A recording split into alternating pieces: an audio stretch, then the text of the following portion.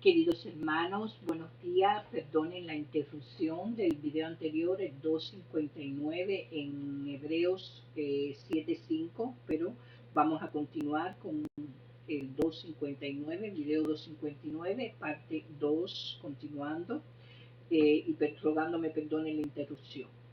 El mediador de un nuevo pacto, 8. Ahora bien, el punto principal de lo que venimos diciendo es que tenemos tal sumo sacerdote, el cual se sentó a la diestra del trono de la majestad en los cielos, ministro del santuario y de aquel verdadero tabernáculo, que levantó el Señor y no el hombre, porque todo sumo sacerdote está constituido para presentar ofrendas y sacrificios, por lo cual es necesario que también tenga algo que ofrecer. Así que, si estuviese sobre la tierra, ni siquiera sería sacerdote, habiendo aún sacerdotes que presentan las ofrendas según la ley, los cuales sirven a lo que es figura y sombra de las cosas celestiales, como se le advirtió a Moisés cuando iba a erigir el tabernáculo, diciéndole: mira, haz todas las cosas conforme al modelo que se te ha mostrado en el monte. Pero ahora tanto mejor ministerio es el suyo, cuando es mediador de un mejor pacto, establecido sobre mejores promesas, porque si aquel primero hubiera sido sin defecto, ciertamente nos hubiera procurado lugar para el segundo.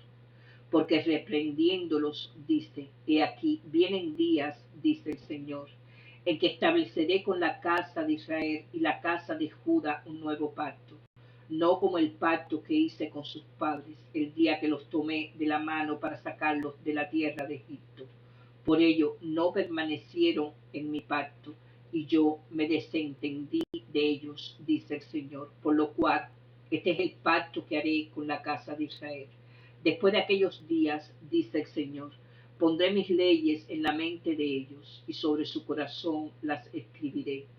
Y seré a ellos por Dios, y ellos me serán a mí por pueblo. Y ninguno enseñará a su prójimo, ni ninguno a su hermano, diciendo: conoce al Señor, porque todos me conocerán. Después el menor hasta el mayor de ellos, porque seré propicio a sus injusticias, y nunca más me acordaré de sus pecados y de sus iniquidades. Al decir nuevo pacto, ha dado por viejo al primero, y lo que se da por viejo y se envejece está próximo a desaparecer. 9. Ahora bien, aún el primer pacto tenía ordenanza de culto y un santuario terrenal, porque el tabernáculo estaba dispuesto así. En la primera parte, llamada el lugar santo, estaba el candelabro, la mesa y los panes de la proposición. Tras el segundo velo estaba la parte del tabernáculo llamada el lugar santísimo, el cual tenía un incensario de oro y el arca del pacto cubierto de oro por todas partes, en la que estaba una urna de oro que contenía el maná, la vara de Aarón que reverdeció y las tablas del pacto, y sobre ella los querubines de gloria que cubrían el propiciatorio, de las cuales cosas no se puede ahora hablar en detalle.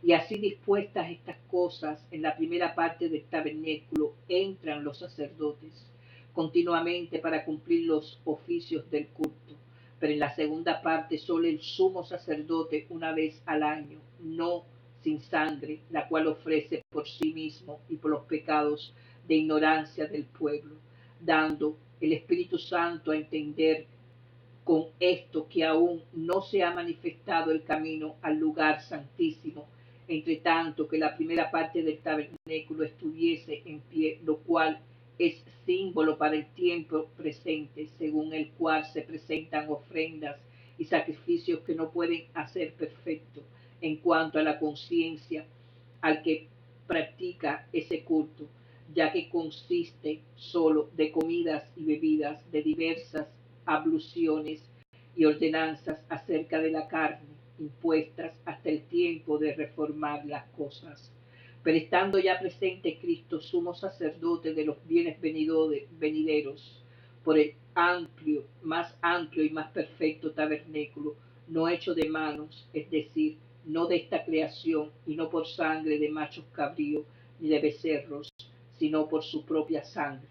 Entró una vez para siempre en el lugar santísimo, habiendo obtenido eterna redención, porque si la sangre de los otros y de los machos cabríos, si la sangre ves para siempre en el lugar santísimo, habiendo obtenido eterna redención, porque si la sangre de los toros y de los machos cabríos y las cenizas de las becerras rociaron a los inmundos santifican para la purificación de la carne, cuanto más la sangre de Cristo, el cual mediante el Espíritu eterno se ofreció a sí mismo sin mancha a Dios, limpiará nuestras conciencias de obras muertas para que sirváis al Dios vivo. Así que por eso es mediador de un nuevo pacto, para que interviniendo muerte para la remisión de las transgresiones que había bajo el primer pacto, los llamados reciban la promesa de la herencia eterna. Porque donde hay testamento es necesario que intervenga muerte del tentador, porque el testamento con la muerte se confirma, pues no es válido entre tanto que el testador vive, de donde ni aun el primer pacto fue instituido sin sangre, porque habiendo anunciado Moisés todos los mandamientos de la ley a todo el pueblo, tomó la sangre de los becerros y de los machos cabríos con agua, lana, escarlata y hisopo, y roció el mismo libro y también a todo el pueblo, diciendo: esta es la sangre del pacto de Dios os ha mandado. Y además de esto, roció también con la sangre el tabernáculo y todos los vasos del ministerio. Y así todo es purificado según la ley, con sangre, y sin derramamiento de sangre no se hace remisión. El sacrificio de Cristo quita el pecado. Fue pues necesario que las figuras de las cosas celestiales fuesen purificadas así, pero las cosas celestiales mismas son mejores sacrificios que estos, porque no entró Cristo en el santuario hecho de mano, figura del verdadero, sino en el cielo mismo, para presentarse ahora por nosotros ante Dios, y no para ofrecerse muchas veces como entra el sumo sacerdote en el lugar santísimo cada año con sangre ajena. De otra manera, le hubiera sido necesario padecer muchas veces desde el principio del mundo, pero ahora, en la consumación de los siglos, se presentó una vez para siempre por el sacrificio de sí mismo, para quitar de en medio el pecado. Y de la misma manera que está establecido para los hombres que mueran una sola vez, y después de esto el juicio, así también Cristo fue ofrecido una sola vez para llevar los pecados de muchos, y aparecerá por segunda vez sin relación con el pecado, para salvar a los que le esperan. 10. Porque la ley, teniendo la sombra de los bienes venideros, no la imagen misma de las cosas, nunca puede, por los mismos sacrificios que se ofrecen continuamente cada año, hacer perfectos a los que se acercan. De otra manera, cesaría de ofrecerse.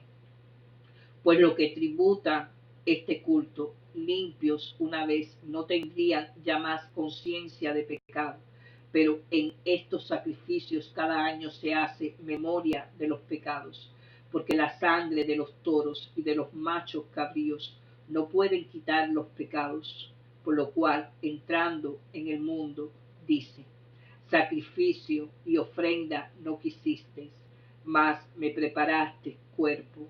Holocaustos y expiaciones por el pecado no te agradaron. Entonces dije: he aquí que vengo, oh Dios, para hacer tu voluntad, como en el rollo del libro está escrito de mí. Diciendo primero: sacrificio y ofrenda y holocausto y expiaciones por el pecado no quisiste, ni te agradaron, las cuales cosas se ofrecen según la ley.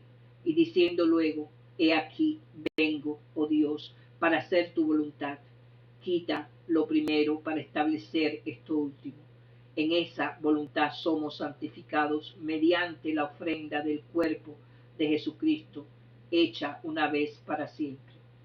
Y ciertamente todo sacerdote está día tras día ministrando y ofreciendo muchas veces los mismos sacrificios, que nunca pueden quitar los pecados. Pero Cristo, habiendo ofrecido una vez para siempre un solo sacrificio por los pecados, se ha sentado a la diestra de Dios, y ahí en adelante esperando hasta que sus enemigos sean puestos por estrado de sus pies, porque con una sola ofrenda hizo perfecto para siempre a los santificados, y nos atestigua lo mismo el Espíritu Santo, porque después de haber dicho, este es el pacto que haré con ellos, después de aquellos días, dice el Señor, pondré mis leyes en sus corazones y en sus mentes las escribiré. Añade, y nunca más me acordaré de sus pecados y transgresiones, pues donde hay remisión de estos, no hay más ofrenda por el pecado. Así que, hermanos, teniendo libertad para entrar en el lugar santísimo por la sangre de Jesucristo, por el camino nuevo y vivo que Él nos abrió a través del velo, esto es, de su carne, y teniendo un gran sacerdote sobre la casa de Dios, acerquémonos con corazón sincero, en plena certidumbre de fe, purificados los corazones de mala conciencia y lavados los cuerpos con agua pura. Mantengamos firme, sin fluctuar, la profesión de nuestra esperanza, porque fiel es el que prometió, y considerémonos unos a otros para estimularnos al amor y a las buenas obras, no dejando de congregarnos como algunos tienen por costumbre, sino exhortándonos, y tanto más cuando veis que aquel día se acerca. Momentos de análisis. 4:12. La palabra de Dios es viva y eficaz, y más cortante que toda espada de dos filos. La palabra de Dios es la voz viva de Dios en el Evangelio de Jesucristo. Es como una espada cortante que discierne las intenciones del corazón, las que aunque están escondidas a la vista humana, se encuentran desnudas y expuestas ante el Señor. El criterio decisivo para la vida espiritual, por lo tanto, no es un altivismo impulsivo o un consuelo emocional, sino la palabra viva de Dios que clarifica nuestra mente, incita nuestro corazón y despierta nuestra voluntad. Nuestra respuesta, 4:12, la vida con Dios. Muchas veces la palabra de Dios viva y activa se interpreta como la palabra escrita de Dios, la Biblia, pero la nota sobre 4:12 dice que es la voz viva de Dios en el Evangelio de Jesucristo. Estas dos interpretaciones se contradicen o complementan una con la otra. ¿Podría este versículo ser interpretado de otra manera? ¿Qué diferencia debería producir en nuestra relación con el Señor la perspectiva de que su palabra está viva y activa? 4:14:5:2. Un gran sumo sacerdote que traspasó los cielos. A diferencia de otros sumos sacerdotes, Jesús no proviene de la línea de Aarón, sino del cielo. Aunque Él es el Hijo de Dios, se ha identificado con nuestras pruebas y debilidades más estrechamente que ningún sumo sacerdote humano. Aunque sin pensar, su poder como Hijo de Dios y su solidaridad con nuestras debilidades y tentaciones hace a esta confesión enteramente confiable. Jesús comprende nuestra fragilidad y le da gracias y misericordia a aquellos que la necesitan. 5:7. Oración y sumisión. Ver también el índice de disciplinas espirituales. 5:7:9. Por lo que padeció, aprendió la obediencia. Jesús no buscó su propia gloria, versículo 5, sino que ofreció oraciones y súplicas a Dios, como todos los humanos. Tuvo que aprender obediencia de lo que sufrió, pero a diferencia de los receptores de la carta, y tal vez también a diferencia de nosotros, Él no se volvió negligente en la fe, descreyó ni endureció su corazón. En todas sus pruebas y sufrimientos se sometió con reverencia al Señor y por lo tanto llegó a ser el modelo y medio de salvación para nosotros frente a ellas. 5:11:6:12. ¿Qué se os vuelve a enseñar? En este pasaje el tema cambia de deslizarse de la fe a dejar de crecer en ella. A pesar del tiempo y la oportunidad, estos creyentes no maduraron más allá del nivel de investigadores. Eran creyentes de mamadera, cuya interés básico era lograr que sus necesidades fueran cubiertas. Su fe, resumida en 6.1.2, consistió en aquellas doctrinas que se superponían con el judaísmo, pero que carecían de las creencias distintivas y salvadoras del Evangelio cristiano. El autor exhorta a la comunidad a que fuera adelante a la perfección 6.1, para que prosiguiera adelante y hasta el fin, para plena certeza de la esperanza 6.11. Los cristianos maduros poseen facultades capacitadas para saber la diferencia entre lo que está bien y lo que está mal. 5.14. Ellos también imitan a aquellos que han aprendido a esperar paciente y fielmente la herencia final de la salvación. 6.12. Estas cualidades no vienen fácil ni naturalmente.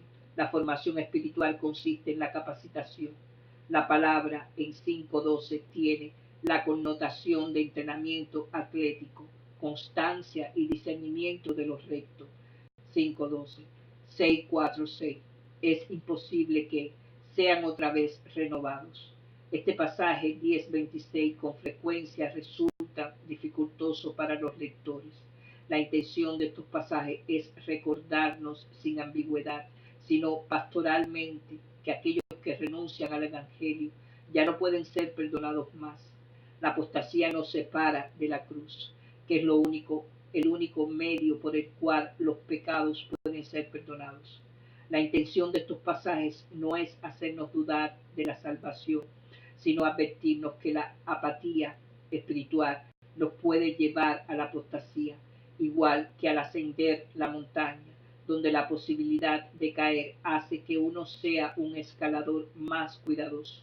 Así también en la fe cristiana, la presencia de los peligros espirituales genuinos nos deberían advertir para no ser indiferentes ante la gracia de Dios que tuvo tan alto costo en la cruz de Cristo. Nuestra respuesta, 6.10, servicio. En celebración de la disciplina, Richard Foster hace una distinción entre el servicio que asume que es muy santo y el servicio verdadero. El servicio que se cree santo fluye desde el esfuerzo y las metas humanas. El verdadero servicio fluye de Dios y el amor. Esta semana, hermano, mientras esté sirviendo a los santos, examine sus motivos. ¿Está su servicio basado en el logro de elogios y aplausos de otros, o lo hace porque ama a las personas que sirven? ¿O tiene motivos mezclados? Ver también el índice de disciplinas espirituales, 6.19. Segura y firme ancla del alma. La vida espiritual no está ensombrecida por la ansiedad o el temor, sino más bien por la confianza de que sería imposible que Dios mienta. Versículo 18. Toda formación espiritual está fundamentada en la confianza en el carácter del Señor y la verdad de su revelación en la persona de Jesucristo. Esta convicción lleva a una esperanza que es sustentadora de la vida, y la esperanza es una segura y firme ancla del alma. 7.1.28. Melquisedec, semejante al Hijo de Dios. La comparación de Jesús con Melquisedec en el capítulo 7 está hecha según el formato del estilo rabínico de argumentación con la que deben haber estado familiarizados los cristianos judíos. El autor de Hebreos ya ha demostrado que Jesús era superior a la tradición judía, incluyendo a Moisés, el Sabbat, la ley y aún los ángeles, pero él no caería de prototipo en el Antiguo Testamento. La única figura que pronunció el sumo sacerdocio de Jesús y su relación como hijo divino de Melquisedec, una figura misteriosa que aparece y desaparece abruptamente en Génesis 14, 18, 20. El verdadero acercamiento a Dios no será a través del sacerdocio y los sacrificios arónicos, sino una mejor esperanza por la cual nos acercamos a Dios. Versículo 19. Melquisedec era una predicción de Cristo el verdadero sumo sacerdote, santo, inocente, sin mancha, apartado de los pecadores y hecho más sublimes que los cielos. Versículo 26. 8, 1, 10, 18. Tanto mejor ministerio, mediador de un mejor pacto. Esta sección trata con el tema de los preanuncios del Antiguo Testamento que se cumplen en Jesús. Él no ministra en un santuario hecho de manos humanos, sino en el verdadero santuario de los cielos. 8:1-2:9-24. Los sacerdotes terrenales repetidamente hicieron ofrendas imperfectas que eran en esbozo y sombras. 8:5-9-23. Estas ofrendas jamás podían quitar el pecado. 10:4-11. Mientras que el supremo autosacrificio de Cristo es la ofrenda por el pecado completamente suficiente, perfecta, de una vez y para siempre. 9:26-28. Eterna. 10:12-14. La conciencia no podía limpiarse por medio de las ofrendas sacerdotales. 9:9. Sino únicamente en el sacrificio de Cristo. 9:14. Los sacerdotes hacían ofrendas por sus propios pecados. 9:7. Pero Jesús era sin pecado y por lo tanto aquel que verdaderamente llevó los pecados por todos. 9:28. El primer pacto ha quedado obsoleto. 8:13. Por medio del cumplimiento de la largamente esperada promesa de Jeremías. 31:34, 8:7-12. Inaugurando el nuevo y perfecto pacto de Dios. El tema de los preanuncios y su cumplimiento queda captado en un juego de palabras del griego original. El viejo pacto requería latreia, oficios del culto. 9:6. El pago de regulaciones y ritos. El nuevo ofrece lutrosis, eterna redención. 9:12. El autosacrificio de Jesucristo para redención eterna. Todas las regulaciones del primer pacto eran provisionales, hasta el tiempo de reformar las cosas en Cristo. 9:10. Jesús es un mejor sacerdote que sirve en un mejor lugar como el mediador de un mejor pacto, basado en las mejores promesas del Señor, que produce una mejor conciencia. Jesús, por lo tanto, es el siervo perfecto de los creyentes en nombre de Dios, que purifica nuestras conciencias de obras muertas para que sirváis al Dios vivo. 9:14. Permitir que este Salvador todo suficiente perfeccione su voluntad y camino en nuestras vidas es el supremo acto de formación espiritual, porque con una sola ofrenda hizo perfectos para siempre a los santificados. 10:14. 10:19-39. Manténganse firmes sin fluctuar la procesión de nuestra esperanza. En el versículo 19 el tema de Hebreos cambia desde todo suficiente sacerdocio y sacrificio de Jesús a la respuesta apropiada que los creyentes deben dar. Como creyentes somos exhortados a 5 prácticas espirituales. Primeramente podemos librar y confiadamente acercarnos a Dios en fe. Versículo 22. Segundo, se nos exhorta a permanecer y no movernos de las fieles promesas del Señor.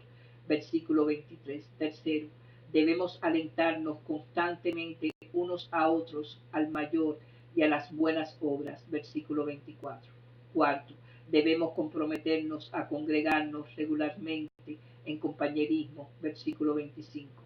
Finalmente se nos advierte para no rechazar la obra de Cristo, sino recordar cómo Dios nos ha preservado fielmente en el pasado. Versículo 26-35.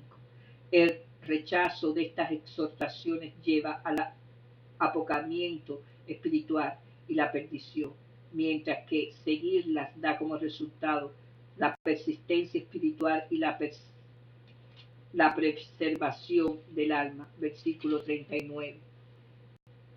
Queridos hermanos, que la paz de Dios esté con ustedes y su espíritu. Por favor, escuchen las palabras. Nuestro Señor viene pronto.